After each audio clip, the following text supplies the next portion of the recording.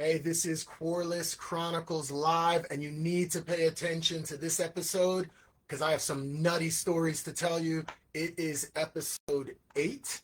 And first, of course, we need to always do our ritualistic process when we start, and that is what we are manifesting together. QUARLESS.com is the premier purpose driven creative ecosystem on planet Earth in 2026 and beyond. Feel it. And as you feel it, it will resonate. You've heard of frequency and vibration. We're going to discuss all those things today, including lower vibration, dark energy, if you will, and how in this reality, just like we've covered before, in order, just like when you feel negative emotions or negative feelings, sadness, anger, things like that, you can't properly appreciate the brighter, greater experiences like bliss and happiness. You can't appreciate bliss and happiness if you haven't experienced those other emotions. And I would say the insights I have from this week, although they were saddening to put it mildly, because let me put it this way. Just like we're dealing with emotions in a personal way, and the point that I was getting to is that you can't appreciate happiness or bliss or these positive feelings if you do not know or have experienced the negative side of that. So there is truly like a yin yang type existence, if you will, that you need to fully experience to know what true happiness is. Now, that is internally. If we go externally in terms of the experience that we are all collectively sharing together, we would be in a utopia, which clearly, if you're watching this, you're alive and you're a human, most likely. I know what's going on with the news and everything happening, but let's just focus on humans that, and this is what we'll cover today, may or may not have souls, okay? May or may not have the same spiritual energy that many of us share. So the idea is we're not in a utopia. A utopia would be everyone collectively shares a similar type frequency and behavior, and everything is so in tune that there is no conflict, okay? And this clearly is not where we exist. So yes, there is conflict. Yes, there are differences of opinion, and people have, people argue, people get into fights. Sometimes it's people believe they're both on the right side of an issue, but they're just seeing it from different perspectives, okay? This type of thing that I'm talking about is different because those people that both believe they're right, they may be coming with a good spirit, and there might be some misunderstanding, and that creates an opportunity for reconciliation, okay? So, but what we're going to talk about today are the 4 modalities, and this is, I need to take a deep breath because it's quite funny or ironic. I'm wearing my DQ shirt, giving a shout out wherever you are, Dad. Duncan QUARLESS, much love. He taught me, as well as his other children, as well as those all around him, some very powerful principles. And maybe just like the Bible, some people might interpret some of the principles and use them for nefarious things, okay?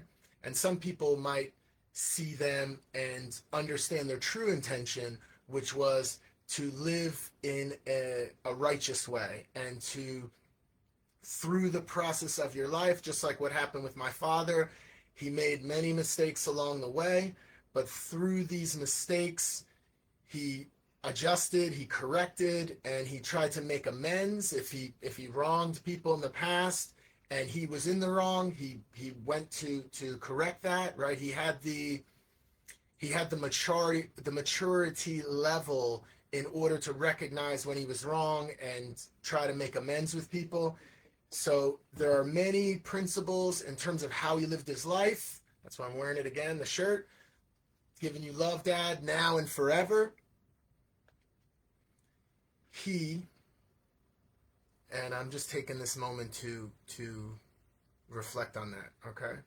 And what's great, like I've said in the past, is I tend to be intense and try to give you value and all that, but sometimes, we got to take it more chill, more podcast style, and take my time, okay?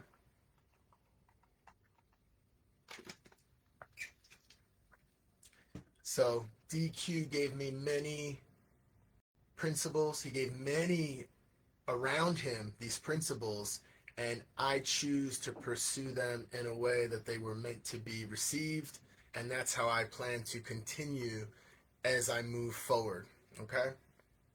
All of the principles in there, all right? So one thing that I've come to realize, and it's I have the craziest story that I can't tell, okay? Because if you knew how effed up this story was, and I told it to you directly like this, just like ABC, this person did that, this person knew about it, but then said this. If you knew like the details of the story, it would make you sick. So, and you would either say this guy is delusional, it's impossible that this story really took place, or you'd think I was lying. But the reality is, it's so true. There are actual images and video showing how true the deception and the shadiness took place. And these are with characters within my own world. I'm talking about characters super close. Like, you can't get any closer in terms of bloodline, obviously. But but what happened to me was I wanted to understand how this can happen. And as I've said in a previous episode, it's so beautiful, the lessons that DQ taught. And again, he would pull things out of Bajan culture, out of culture from Barbados, where he was from. He would pull things from, he grew up with Christian principles, and then he would just pull random stuff, okay? So I didn't know where a lot of this stuff came from, but one thing that was a clear message is that this concept of blood being thicker than water, meaning people that are part of your family or you share the same bloodline, the same ancestry, that does not mean that there should be blind loyalty to those people around you, because every brother, sister, father, mother, right, that exists in the world, we know that this world has people that are malicious and nasty, right? Those people were created in this world, so they're somebody's brother or sister or mother, father, son, daughter, okay? So the reality is, like I said before, this is the insight I came to.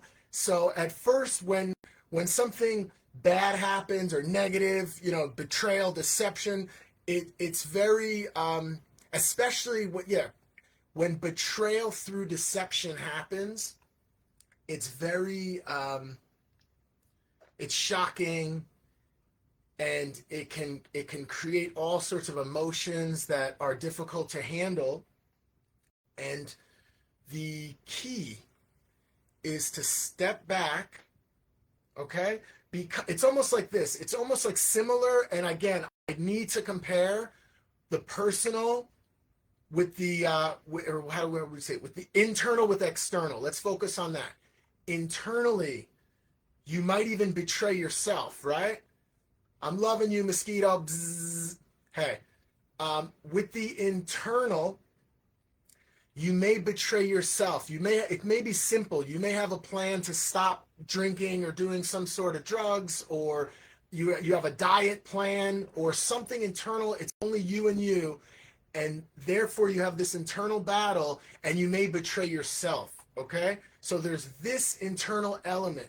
There's also, like I said, the different levels of emotion. You feel happiness versus sadness, right? So in this complex experience internally, this is how you get to, if you take a step back in meditation, for example, and some of the philosophies in terms of connecting with God or source, you think of yourself, your consciousness is different. Think of it like this: there's levels. I'm trying to find the best way to articulate it, because people think consciousness is your thinking mind, but you can think of it like this: there is the thinker and the observer of the thoughts. So this happens a lot when you meditate. What'll happen is you'll be thinking of something, and this is the beauty of meditation, because if if you're not one that does meditation or sit in silence, it seems like it's a waste. It feels like it's a waste of time. Like I could be doing something productive, but I'm just like sitting here.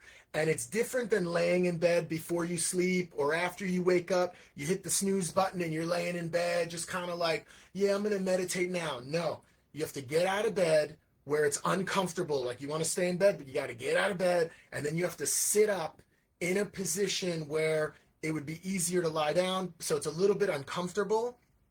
But then this is where you go into this silence, and it could be as simple as 10 minutes. I find, honestly, I've done up to an hour, maybe more than an hour, because when I meditate in groups, you sort of really lose a sense of time. But I'd say normally it's like 30 minutes to an hour of meditation is very powerful. But as little as 10 minutes where you have to set an alarm, because you need to forget about time. And when you sit there, even with the time, your mind might be like, what is that, like 5 minutes? Did we hit 10 minutes here? Like your mind will be doing all this like thinking, right? And your objective, your goal when you're sitting in silence is to go to where there are no thoughts, okay? It sounds bizarre, but one thing you could do is when you are sitting in silence and your mind is wandering, you then go back to maybe just imagining yourself as a being. So you just picture yourself sitting in a meditative position, like the physical. You just picture this, and then you focus on breathing. And then you just, if you want to get a mental picture, it's just of you because your eyes are closed and it's dark. It's just like different levels of light. So everything's dark, but there's a sense of like a silhouette, and that's it. And anything that is real, cognitive processing, thinking about subjects beyond this point, beyond breathing and being, that's it. What'll happen is, as you're doing that process, a part of you will start to drift away a bit and start to observe so name yourself, whatever, right? I'm Jim. So suddenly, a part of me will start to sense that Jim is doing this process, and you almost feel like it's a separate entity than you. And that's where you've heard of people that get these insights. I even heard that, I believe it was Edison. He used to purposely sit in a chair, I believe in a dark room, and hold something metallic that would make a loud sound when it fell, and he would purposely fall asleep. Like he would sit and meditate to a point where he starts to drift off, and then boom, it like wakes him up, and he's like getting ideas and all this. My point is, in the meditative state, you sit in silence, you focus on breathing, because again, breathing is an automatic process. But when you take control of your breathing, and breathing, by the way, is only happening in the present moment, okay? So there is no future, there is no past. When you are breathing, you're in the present moment. When you consciously take control of your own breathing, this is when you start to open up whatever it is to tap into the ether, into that other dimension. That's what I learn about why people say breath work and breathing, because it's conscious and it's present. And that's a key, one of the keys to this element of getting insights and having your intuition really feed you good things, okay? Which happened to me this week. So in that process, I just want to finish this up. In that process, when you become the observer, that's where some insight will come. Something that you have been troubling you or bothering you, it's not even in your realm of thought, and suddenly, boom, the idea comes. Okay? And it might even come around the time when doom.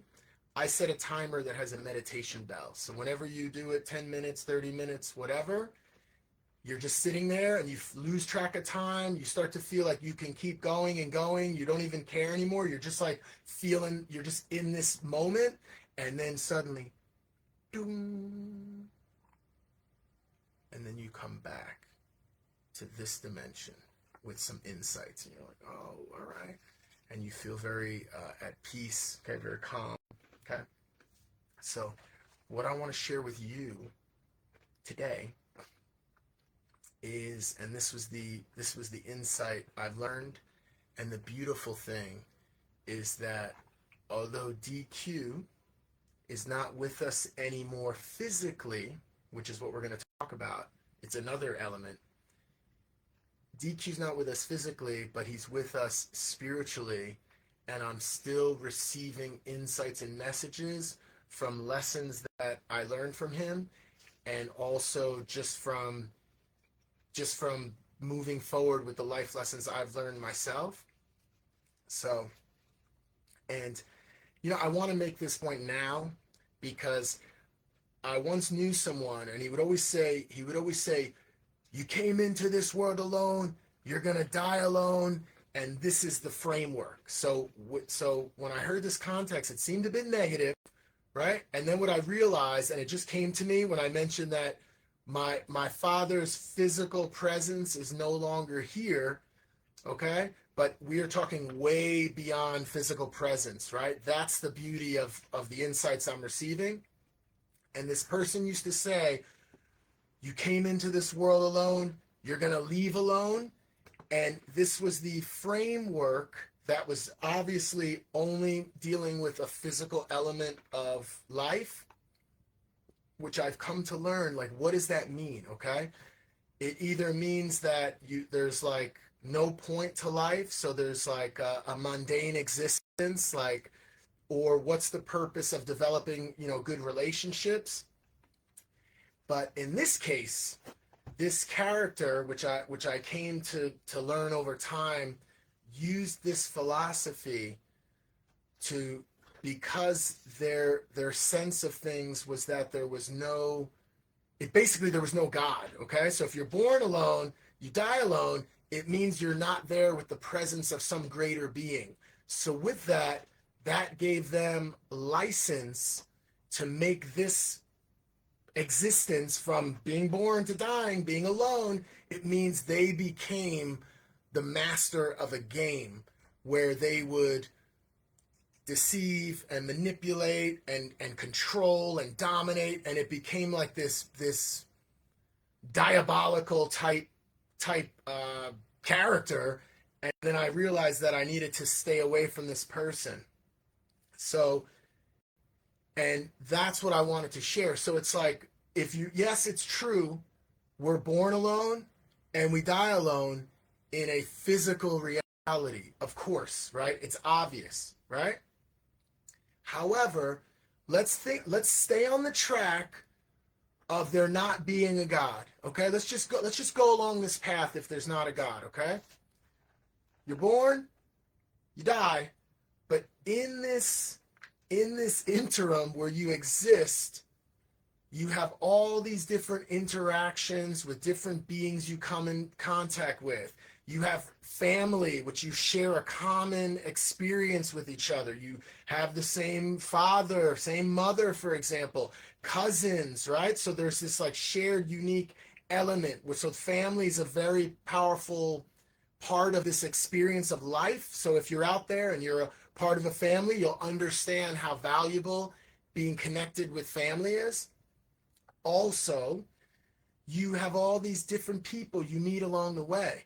And the fun part about life, whatever people believe in terms of their religious belief, whether they are agnostic or atheist or whatever, we all share a common humanity together, right? And the golden rule, for example, do unto others as you would have them do unto you, in the simplest form. Like if something is yours, you don't want someone to come and take it. Okay?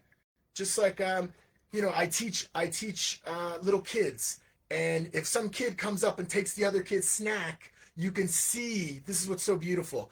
I teach as young as 9 months old. Okay, like play group, and we teach these little beings that are coming into this world and starting to experience like social interaction and a sense of self, right? So the key is, some of them do have more of a sense of like a selfish sort of energy, but it's our job as a collective, as a culture, to teach them the value of like sharing and listening, and also speaking, like interacting in a way where you both get value out of it, right? So this is a part of growing up. Some of these little beings naturally have a sense of wanting to share and wanting to give, okay? So it's a side note, but it's a beautiful experience that we have, even if there is no God, okay?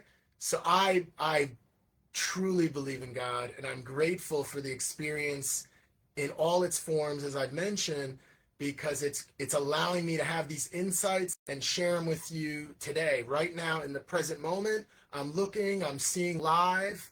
So in this moment, I am so appreciative. I don't know about tomorrow. I don't know about later today. I don't know if I'll be here. This is episode 8. It could be the last episode. There could be 80 episodes or 800 episodes.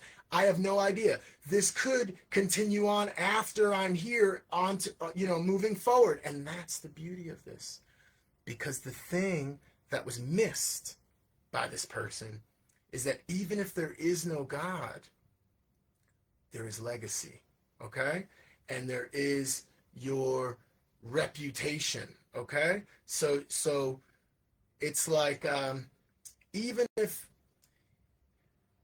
my belief and my experience, the way I operate in life, is that even if somebody's not looking, you do the right thing, and it feels good within you. You have that internal, like I said before, you have an internal experience that's between you and you. That experience is rewarding and feels good when you tell you, hey, look at what we did. No one else needs to know. It reminds me, there was an old woman that was homeless and on the street, and I didn't want to just give money. So every time I saw her, I would bring her a sandwich or some meal, but it's usually like a sandwich, something common that people would eat. So I know she would like it.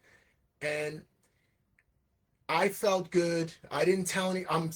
You're like, you're saying it now. You knew this moment was coming, so you could be self-righteous. No, it came to me. I'm just sharing. All right. It happened like many years ago, but I wanted to share the experience as well, because I would give her the sandwich, and she would be like, I don't know how old she was, maybe in her 70s or something, but she was like on the ground, and she would like look at the sandwich and look at me and like be like, oh, like she's for the first time seeing the sandwich, first time seeing me, and be like, oh, like and she's Chinese, so it's like dote, saying thank you in Chinese, in Cantonese, like dote, something like this, right? And then every time I saw her, I'd bring her a sandwich. And every time, because she had like dementia, or she basically, every experience was her the exact same way. So it wasn't like, hey, good to see you again, or whatever. It was just like, sandwich? Oh, some foreigner gave me a sandwich. Like, oh, it don't taste high, right? So it happened every time. But I kept doing it, and then I didn't see her anymore. But I'm just sharing a side note. And that was something that I didn't share with other people. When the moment, and this is like 20 years ago, when the moment was right, I wasn't like, hey, you know what I do? I volunteer with others. It's nothing to do with how people perceive you. You need to perceive yourself. That's the key with what we're going to talk about today, the 4 modalities. There are people that, let's go over modality number 1, okay? And now we're starting to deal with the external elements. So when you're dealing externally with other characters in your world, they also have an internal dialogue with themselves. But they, because we're not mind readers, most of us are not mind readers, you don't really know. So the first modality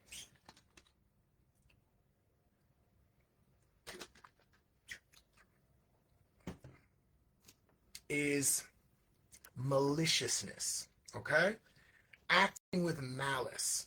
So these are the types of people that while, while you or me are going out doing something kind for some, it could be something simple. You see like an animal, you want to help the animal or whatever.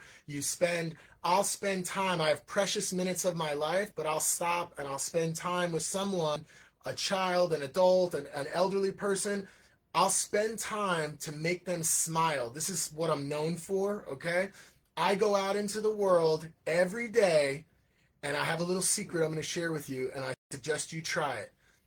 It is to make as many people smile as possible. And you don't have to tell jokes. You just have to come with a positive energy and I want to say it's almost like playful in your interaction, because like I said before, we're all sharing this experience of life together regardless of what you believe, okay? So you go into life with this playful experience, like, hey, and then it's, maybe there's commonalities, maybe there's differences, maybe they're from some other place that you're unfamiliar with, maybe they look differently than you, right? Maybe their skin color is different or their culture is different. But when everyone, whoever you are, wherever you're from, shares in this human experience, and you approach it with, treat others as you would want to be treated, you want people to smile. That's what I want. It's like, if you smile, I feel good, okay? And I just want to make the point quickly that I mentioned before, is that's the idea, right? Like it's very simple. If you have something, maybe you're willing to share it, but you don't want someone to come take it from you without your consent. The same thing, and this could go into other elements too, in terms of physical safety, okay? But it could be items. It could also be something that's non-physical, like people being nasty toward you. Like if you're a kind person and you're being sweet, and someone says something nasty, whether it's true or not, right? Whether maybe you're overweight or something like that, and if somebody comes to you and they come with a kind heart, they could say something like, hey, how you doing, like, I'm a bit concerned. Even I had an episode previously that I mentioned that I had gained weight and I started getting knee trouble, and I was interacting with someone and I mentioned about a concern about his knees. So something like this. But someone that has this other dark energy, this maliciousness, they might say something like, you're nasty, or you're fat, you're a pig, and they say something like that is just the purpose, the way I want to see people smile throughout the day. These type of people want to see people cry. They want to see people hurting, okay? And some of them are very, because there's all different forms, right? Some of them are just straight up, direct, nasty, okay? And that's what's funny. When I do this process of trying to make people smile, I encounter these people, and they're just like, they're shocked. Like, I'm like, hi, just something sweet, something funny, or hey, like, just like something about the beautiful day or whatever, and I'm based in Hong Kong, so maybe I'll speak some Chinese, some Cantonese, and some people receive it like, oh wow, he's a foreigner. Cantonese is very difficult to learn, but he's trying. And then it's like, oh, and then there's a pleasant little thing. I might say like, sai doi wan bao, like, I don't need a bag, keep the environment safe, when I'm shopping or whatever, just messing around. And then people be like, oh, this guy speaks Chinese, that's cool, and it's just fun. But other people will just be nasty. And as soon as the nasty energy comes, it's great. This is a side note, but it's very powerful. And I taught a little one, someone very, very close to me, very special to me, but I spent a lot of time with him when he was younger. And I told this little one that about how to engage the world. And even what we would do is we'd walk down the street, we'd hold hands, and we would create a bridge, like an arm bridge. And we wouldn't target people that look crazy or unstable, right? But we target, kids, maybe a maybe a family or a mother with her child or whatever, right? So, and what we do is we'd make the land bridge. And as he was very young, so he was seeing this like way to approach the world and a way to approach other people. And then some people would light up and think it was so funny, and they'd go under the bridge, and we'd go like, wee, we'd make some sound or whatever. Some people would, and there's a point to this, okay? Some people would not know like how, like it just like was bizarre to their world, right? But they were not, it was bizarre to their experience, but they would try to go around it, and they didn't come off in a negative way. And others would give like a nasty expression, like they have a view of how the world is, and it's a very negative view. And when they encounter like positivity or happy energy or whatever, it repulses them. Okay, and these people, it would be like, wow, like ew, like like just like wacky. Okay, and then in all of that, there would also be some that really took it to heart, okay? Like whenever I see a pregnant woman, I say, hey, you have a baby coming soon. Congratulations, right? And I say it in Chinese. And same idea. Sometimes it's neutral. Sometimes it's like, because even nasty people have kids. So it's like, hey, leave me alone. Yeah. And then some people are like, oh, wow, like, thank you. Like, it's thoughtful. And I remember one time I saw someone who looked like she was having a real rough time, just going through something in her mind, but she had a big belly. And I took a risk because she looked like she might be nasty. I took a risk. I made this comment, and suddenly you could see her whole mannerism, character, everything just changed, and she just lit up and was genuinely like, thank you so much for that. Like really feeling that. And that made it worth it. So I'll still do it. And hopefully if you're a lady out there, you'd see the you'd think it was cool and you'd appreciate it. Thank you. You'd appreciate it. So stay with me now. Stay with me. So the point I made, the one that I just said that really lit up and really appreciated it, that is called the diamond. So I made the point that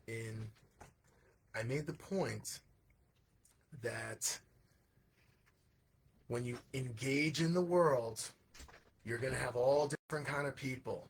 And I learned this from DQ, okay? Because when I was a little kid and I used to go around with DQ, I would see him engage the public in a way that sometimes I would cringe. Sometimes I'd be like, Dad, like it was almost embarrassing. And anyone close to DQ knows what I'm talking about. So I took that and I refined it a bit, and I taught it in a way where I would say, for example, you have let's say of 10 people you do this to, 3 of them are going to be neutral. Like they just kind of, they're fine, but they're indifferent, okay? Another 3 are going to be nasty. So you got to be ready for that. They're going to be nasty. Don't have their negative energy and their nastiness affect your light. Don't let it affect your shine, baby, okay? And then there are 3 that are going to receive it well. They'll go under the land bridge, or if you say a comment, they're going to respond in a positive way, okay? That's what we're looking for. But in that, we have 3, 6, 9, and the 10th one, those are the diamonds. So you treat everybody like gold. You give out good energy. You give out treasure, okay? And then you're going to get, you treat everyone like gold, you're going to get these three types, and then the fourth is the diamond. Like that's the message, the real powerful value you get, okay? Just like in, for example, like a process of sales, people are so afraid to get rejected. They're afraid of the no's. But the idea is somewhere there's a yes. So you just go through the no's. Like your goal is to get to the no. So it's like, I want to see if there's something here where, I'm the first one that'll tell you this is not right for you or whatever, but we need to have that chat. If they're not interested, it's like, all right, whatever then, let me get to the next one. So it's like this kind of process. So when you engage with the world, you treat everyone with a certain type of good energy. Do not be naive. Do not, it's like this. You can't, this was the whole point of the lesson. You don't know which ones are the indifferent ones, which ones are the good ones, and which ones are the nasty ones until you engage, okay? Because you can have someone, don't ever judge a book by its cover, the cliche-ish term you've heard. You might see someone, this is the beautiful thing, you might see someone that really looks like angelic in their energy, and I'm talking guys or girls, not in a romantic sense. They are angelic in their presentation, but behind those eyes, they have an internal process that's different than the one that I've talked about.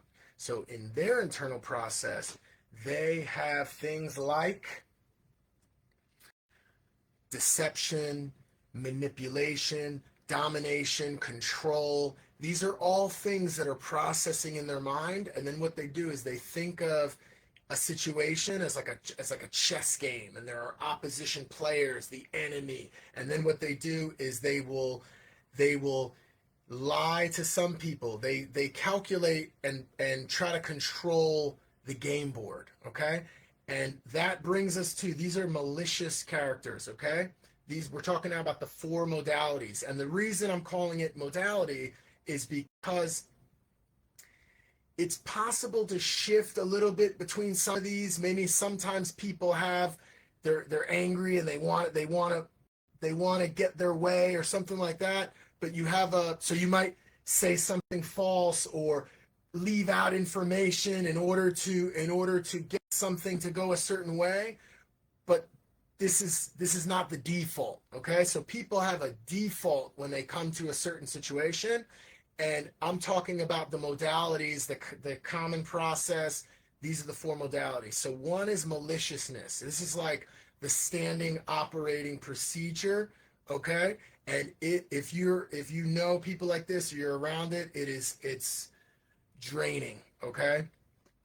And that'll get to in the accountability section today why I have an excuse today. I know I'm not supposed to have excuses, but I do. And it's about why my work is still behind. Okay, we'll get to that. So the next one, the four modalities, we have maliciousness. The next one is ignorance. And I want to be clear on this concept. We're not talking about intelligence, and we're not talking about ignoring something, like, because you think of like ignorance, you ignore. It's not about that. It's about these people genuinely are on the board, on the game board, that's being manipulated by a malicious character or characters, and they are following through with the steps, believing what they're hearing, taking it at face value, and they are easily manipulated, and those are the ignorant ones, okay? The ones that have ignorance. The third type of modality is compliance. And these are the ones, the compliant ones, these are the ones that are aware it's a game board. They're absolutely aware that there are ignorant ones and there are the malicious ones, and they choose to operate in a compliant way, meaning they agree to play the game and allow the ignorant to be ignorant and the malicious to be malicious. And they, in a way, they may not be malicious themselves, but let's say they may lack empathy, or they may lack a sense of fairness, where they could honestly, they could have fear. All right, but the idea is they are operating in a way where they have the awareness and the intelligence to see that there are negative elements at play, and they choose to go along with that. So far we have the three. There's four modalities. We have the malicious ones, the ignorant ones, the compliant ones, and I hope you're one of these. I'm one of these. We have the righteous ones, okay? And when we talk about righteousness, because righteousness has a bad connotation, because some people think that you could just claim to be righteous and therefore you're right, therefore you are because you claim it. No, that's not how it works. It has to be done through your actions, through your behaviors, okay? So you can claim to be righteous, but when you act in compliance, that's far from righteousness, okay? So, and I want to just make a separate side note, because some people, like I said, as long as they don't have the malicious, let's get rid of this malicious energy and malicious calculation and all that. There could be a combination. So it could be someone feels righteous, like they genuinely feel that their approach or whatever they believe is the right thing, but there's maybe something that they're missing. So there's some element of ignorance, so they don't quite understand the other character. This is where conflict may happen. But if you're coming from a good place, like the place I mentioned, where whether you believe in God or not, you're sharing in this human experience, and you genuinely do not want to see the other character be in pain physically or mentally or spiritually or whatever. You want to see people do better. And if you believe that you are right, your mission or your goal is in good faith, in an open way, with others being able to see what you are expressing. They're able to see you try to get this other person to come to your understanding of a situation. Okay? This is like common. This is like how life's supposed to be. All right? However, and even the term, by the way, righteous, you can feel the root right there. It's right or wrong. Okay? It's very simple. And yeah, it's an honest, direct approach. It's one that because if you took an extreme, if everybody was, and this is what's sad about these people that are malicious, because they operate in a way that they think everyone is like this. So even when if you give someone an honest answer, they might be like, well, what does that mean? It's like, like it means what I said. Like, I'm very simple. Yeah, I don't think that's a good idea, or I think it is a good idea. All right, I think that's a good idea. What do you mean? So what are you saying? I'm saying it's good and we should do it, or whatever, right? So we need to be aware of these four modalities, all right? So the question is, which one are you? And if you are, I sort of think the malicious ones, maybe with good counseling, okay, you could do better, okay, and function in an honest way. Or you could do thank you. You could do better. All right? You got to work on it, okay? And for the others, what should we do? Okay? What do we do? The ones that have the good energy, and I could even say, even what's happening now in the news, right? I don't want to get too into this, but there's some effed up stuff going on in the news, and some people are choosing to be compliant, meaning they're not ignorant. They've heard the news, they know the news, but they're just kind of going along. Other people feel like, what do we do? And then there are elements of people that are perpetuating things. So it's in a macro level, you could see what's happening. But now let's take it simply to a micro level, interpersonal level, you within your world operating, okay? If you have this righteous energy, first of all, whoever you are, strive for this righteous energy, because I believe that's where this godly energy exists, right? So you want to strive for that. You need to inform the ignorant ones that are unaware. That's what's so sad about the compliant ones. The ones that are aware of the scheme and are compliant, you're doing such a disservice. You are not righteous. So don't act like it. Don't claim it. You're not righteous. You're compliant, and you're allowing the ignorance to continue. The idea is to just be in the open. Like, yo, this is a game, right? If the one being malicious has an objective, openly focus on your objective and say your strategy. Say why your objective is the objective that others should go along with. That's the way it should be done. If there's a game of deception and manipulation happening, then that needs to be exposed, right? So it's like the ones that are compliant need to strive to be righteous and expose it, and just, it is what it is. You know what I mean? So, and what we want to do is just acknowledge the ones that are compliant. So it's like, if you're malicious, we know you're malicious. Many of us know you're malicious, okay? And then the ones that are ignorant it needs to come to light for the ignorant ones. So they see it, right? And then they can choose then whether to comply or to stand with what's right and not play the game. Okay?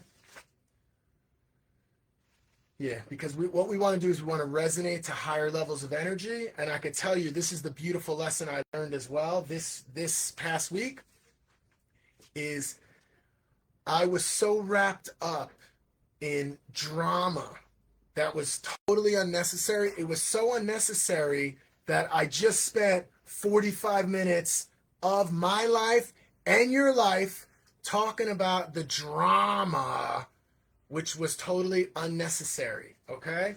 And the fact is, it felt like I was standing alone in what was the right, in what was righteousness, all right? And the irony is I'm pulling DQ energy, man.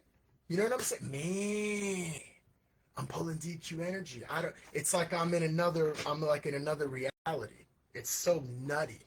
Okay? So I want to move away from that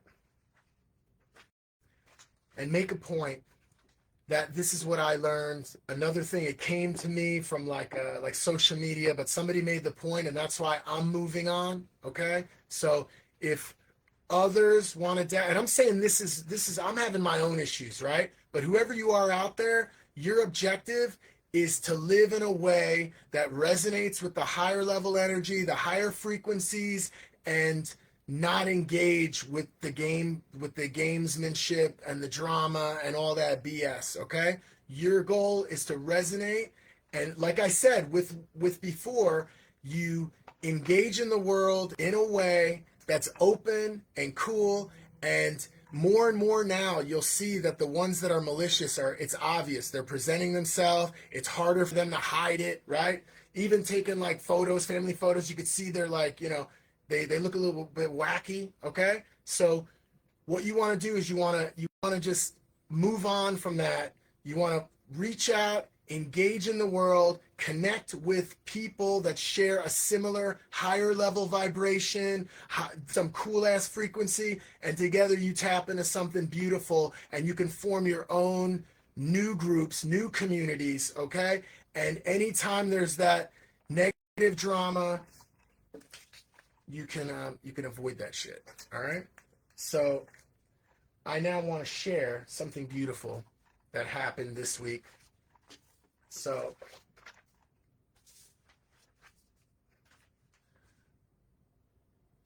I wasn't invited to something so meaningful.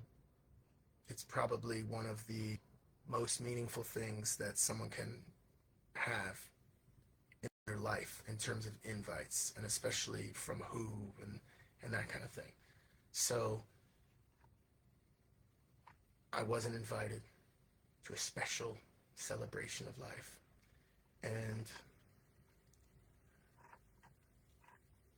however, I was then subsequently invited to a different type of celebration. And the celebration was about the new birth of something, which is the new year.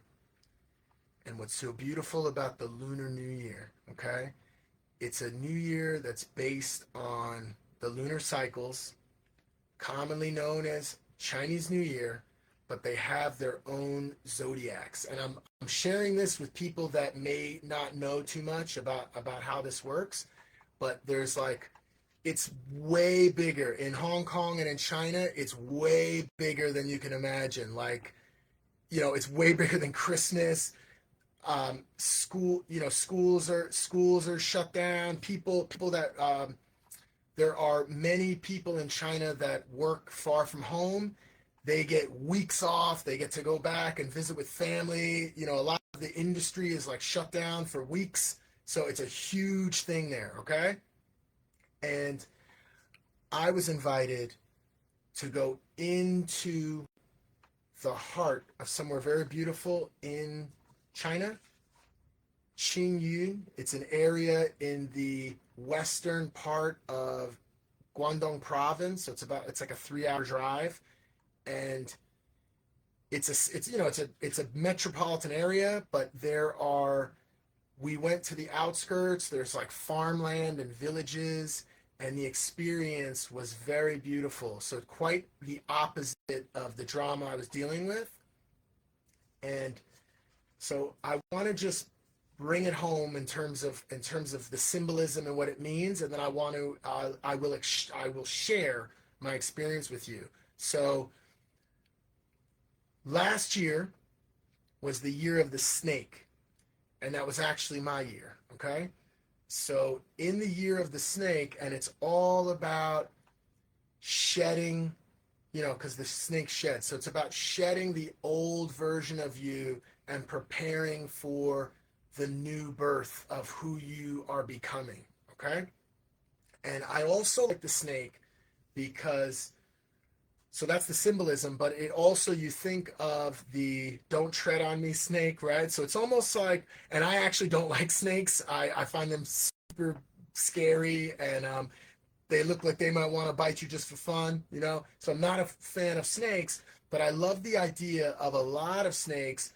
They have their own, they're not targeting humans, right? We're way too big for the most part, not anacondas and stuff. I mean, your standard snake. When you think of a snake, they hunt small game and that sort of thing.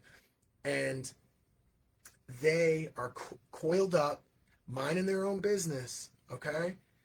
And then the idea is someone's going to come along, and intentionally or not, but maybe intentionally, they're going to try to step on that snake.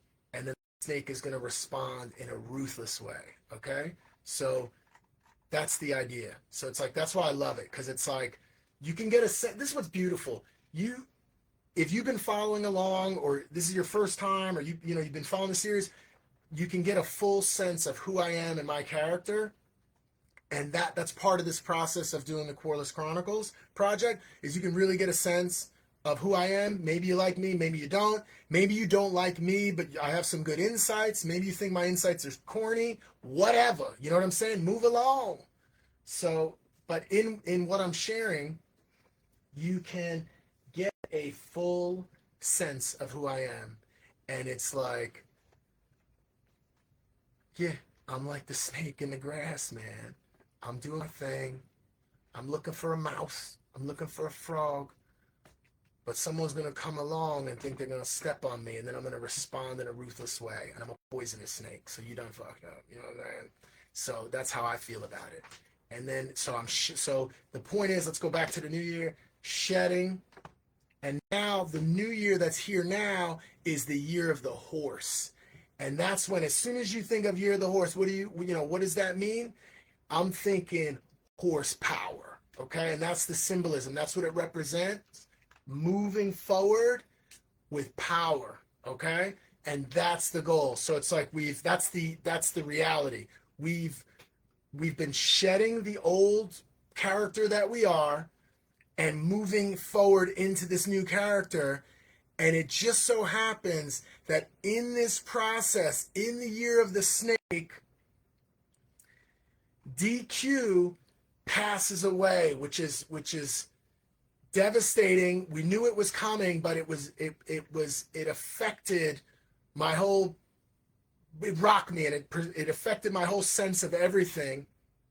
And the way things went down with others that were related to the situation, and the renewal and the opportunity for reconciliation that was presented, it was heartfelt. And I proceeded with the new character that I'm becoming, and the new relationships I'm open and willing to have and grow together. This process then created a reality, ironically, on Chinese New Year. God bless you. And you know what's so beautiful? You know who I learned this from? My father, my Bajan father, who grew up in Barbados, then came to New York.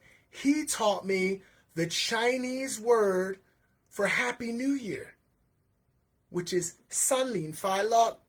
I say it like sunny, like a sunny day, but it's pronounced wrong, but it's more like Sanlin Fai Lok. But I say sunny Fai Lok. And the craziest thing is, for many, many years, I had no connection with anything related to Chinese culture or anything until I was in my 20s.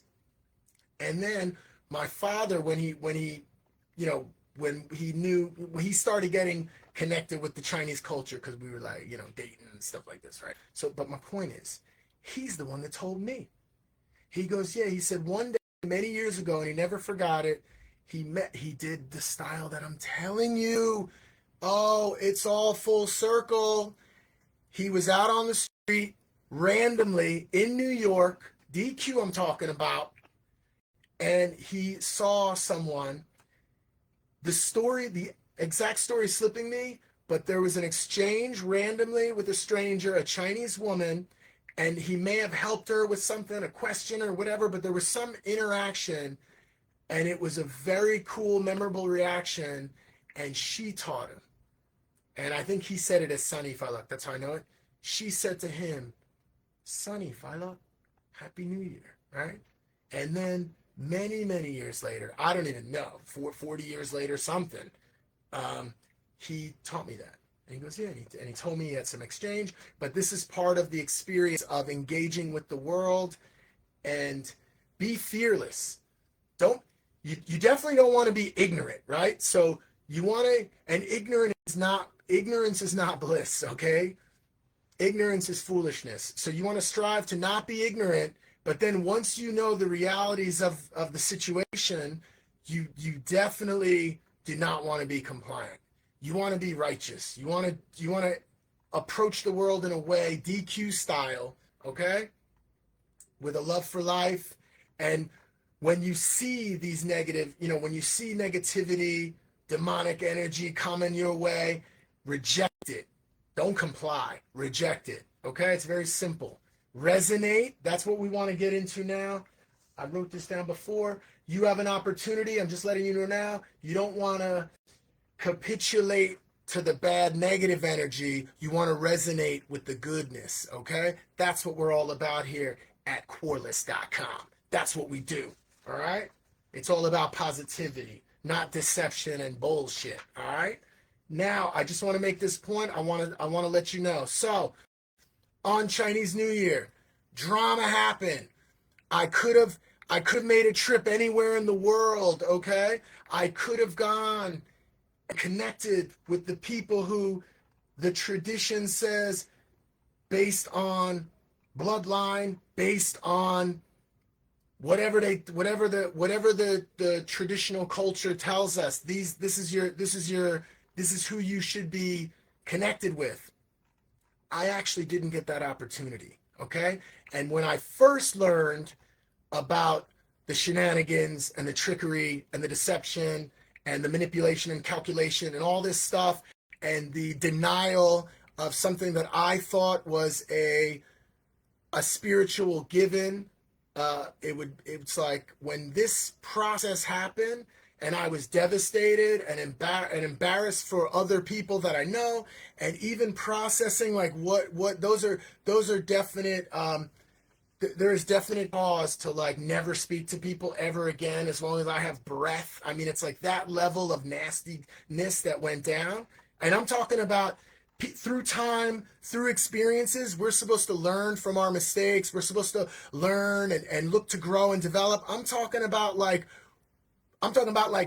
within weeks, this stuff's happening in the present moment. You know what I mean? And it's like, are you kidding me? Come on. Do we not evolve?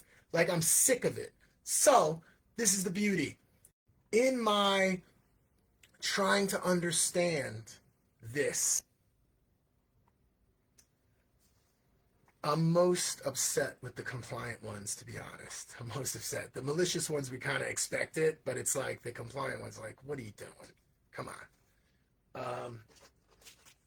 And you're mature and older and all that. You should know better. Okay. So, but the beauty is, I was invited to something else. I was invited to a Year of the Horse celebration in China. So it's almost like this. You know, I got respect and love for Hong Kong. I'm based here in Hong Kong. But there's an element of, you know, because there was the British influence, and there's a lot of like, because it's an economic powerhouse here in Hong Kong, there's like commercialism and this kind of thing. So when you go suddenly into a land deep in, like 3 hours in driving, in farmland, villages, this kind of thing, it's a whole different experience than I thought. I've been to this area before a few times, and I didn't expect what the Chinese New Year celebration was like. And this is where I wanted to share what an amazing experience it was. It was part of, we're connected with a group called Wong Chung Group, and they practice Hung Kun, which is a form of Chinese martial arts, of Kung Fu. And they have presence in Hong Kong, Macau, and in China in this area, Qingyun. Okay, so I went as an insider, if you will, because I was the only foreigner there, and I just want to give you a sense of what the experience is like. There is a village. There's a village with everything from, you know, from babies to elderly, and then next to that is wait, what's the term again for the dojo, for like the training center? Kun, gun. Yeah, so there's the Chinese term is a gun. It's like a gun. It's like a dojo for kung fu. Okay, and so we went to the gun, and gun. I gotta work on my tongues. Anyway, so what's he talking about? I'm probably saying a bad word. Anyway, why is he saying goon? What's up? So the point is, though, there's, you know, 30 to 40 kids that train in Hung Kun Kung Fu, and there's, you know, teachers, and these kids are everything from small. You got like 5-year-old kids. A lot of them are around like 10 years old or so. And then you have the older ones that are like teens, 16, 17. And they train in, there's two main elements. They train in the actual martial arts themselves, you know, hands and feet, if you will, weapons, right? So they train like that. They also do the traditional line dance with musical instruments, with different forms of percussion, and they all learn all of these elements, right? And they'll in terms of weapons, you'll choose your a weapon of choice and study with that. But what we did, so number one, and this is where I want to compare the connection. Let me just tell you first.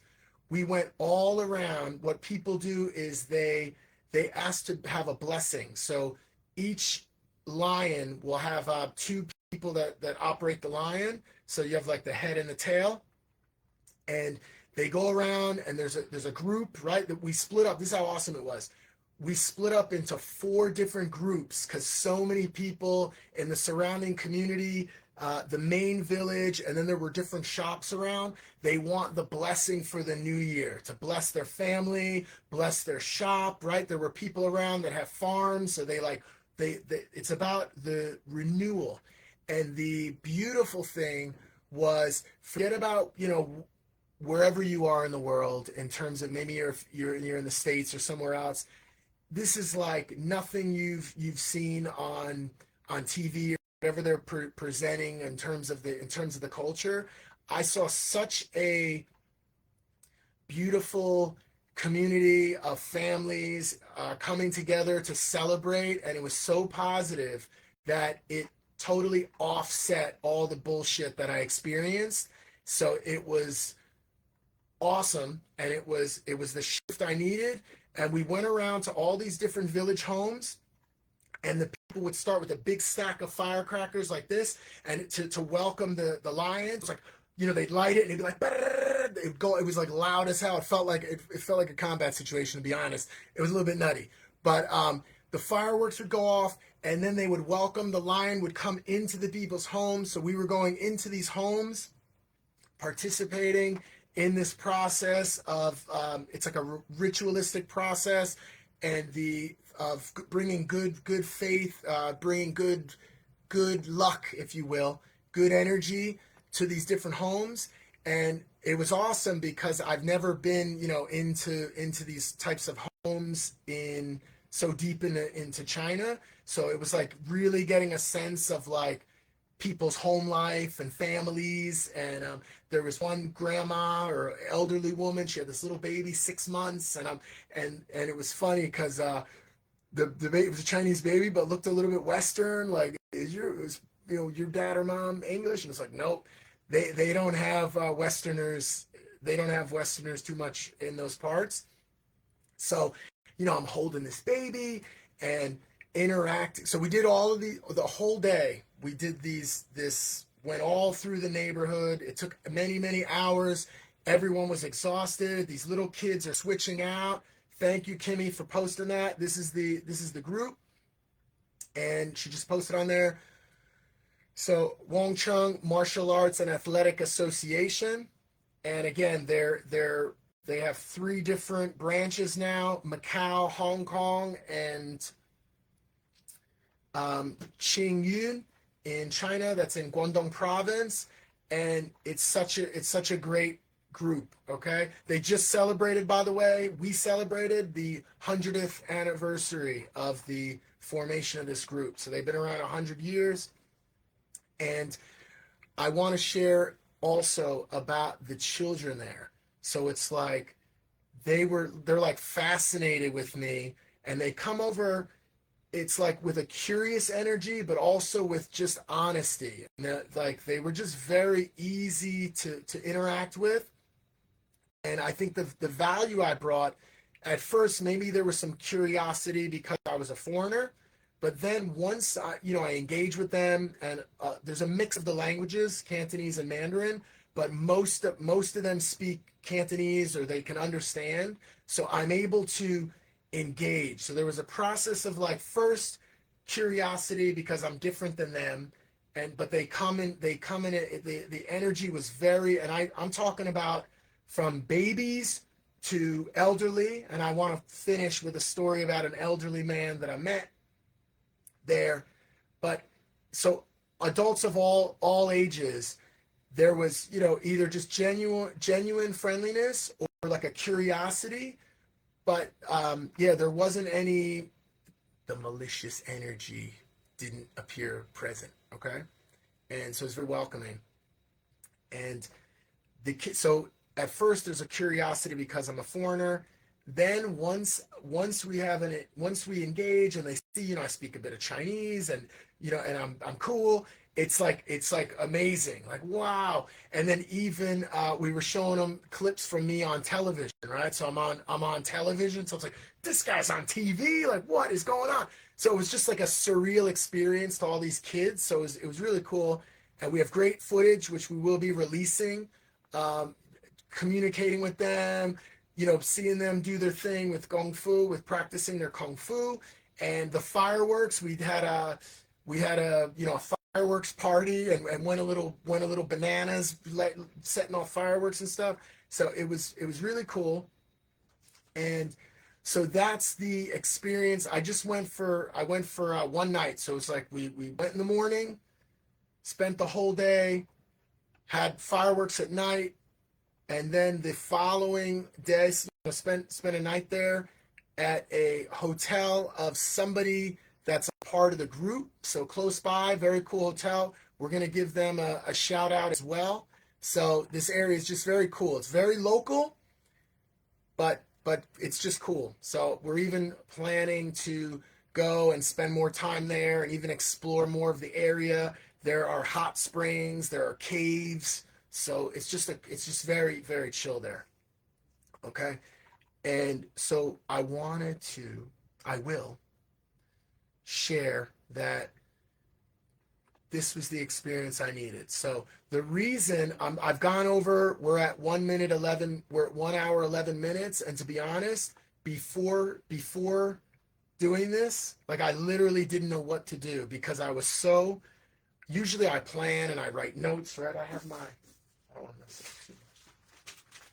I got notes. I got my notes here, okay? So 5 pages of notes, and I just started writing these this morning because normally I write a few days before and I collect my thoughts. I was so devastated where my energy got sucked out of me, and it was just like, and I was so pissed. I mean, beyond like disappointment. It was just like, yeah, it was just like, you know, so that's why I spent 45 minutes talking about these types of modalities. And hopefully, as I shared, I can't fully discuss the story and what's happening in my world and stuff. So people have plausible deniability and all this crap, and they're going to talk trash about me and all that. But you know the truth, okay? You can see the truth. And I appreciate you very much for the believers out there. And I'm not talking about believer in me. I'm talking about believer in the divine energy that knows what true righteousness is. Not the term, but I wrote it this morning. It's what came to me. If I change it, I'll change it in the blog, but I think we just stick with that for now. So the reason we focused on the 4 modalities, again, that is maliciousness, ignorance, compliance, and righteousness. We focused on that and then shifted to what a beautiful experience we have, because that was the experience I had this week. I had many days of confusion and trying to understand why people would be like this, especially it relates to something so powerful like, hello, this project is called QUARLESS.com. This is DQ, meaning Duncan Quarless. Hello?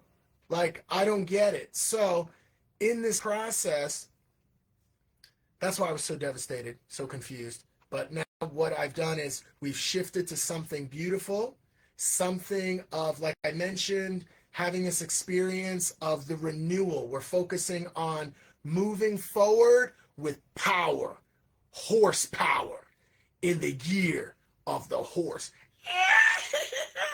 No, that sounded wacky. Let me try again. Anyway, yeah, because that first time it sounded like I was doing like a wicked laugh. That wasn't what I was going for. No, that wasn't it. Anyway, I didn't even practice that. So I want to leave you with this, because there were a few older cats that were just cool and chill and, like, being nice. But there was one guy that I met.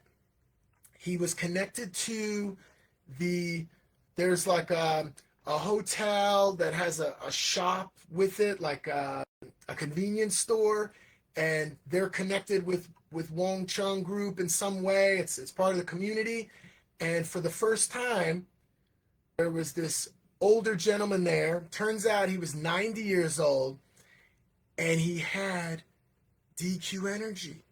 Okay, so he had like a playful spirit. He still, unfortunately, DQ, who didn't make it to 90, and in his last few years had, sort of lost some of the flair and the cognitive function and that sort of thing. This man who was 90 still had his wits about him, and he just had like a very love for life, playful energy vibe. And we started to engage, and I spoke a bit of Cantonese, and we had people helping to translate. But he shared that he was 90 and he had never met a foreigner before. So he was like, whoa, like, so it was like a wow thing, right? And then when he learned that I was American, he was like, oh, like in his way, like, this is so cool. And he was like, I'm going to remember this moment forever, right? He's like, this is so cool. And he was genuine and he was real, and it absolutely reminded me of DQ. So in all of the bullshit that I had, I go to a place, I have a beautiful, uplifting experience, and then I meet an elder of a different culture totally, but sharing the same spiritual energy that DQ brought. So with that, I'm going to leave it there. I'm going to leave it there with a little caveat in terms of doing things previous week, what's coming this week. I'm going to leave it with a DQ quote. Show me, don't tell me. So I'm going to show you, not tell you. Bye-bye. Thanks. Hope you enjoyed that. A little bit nutty.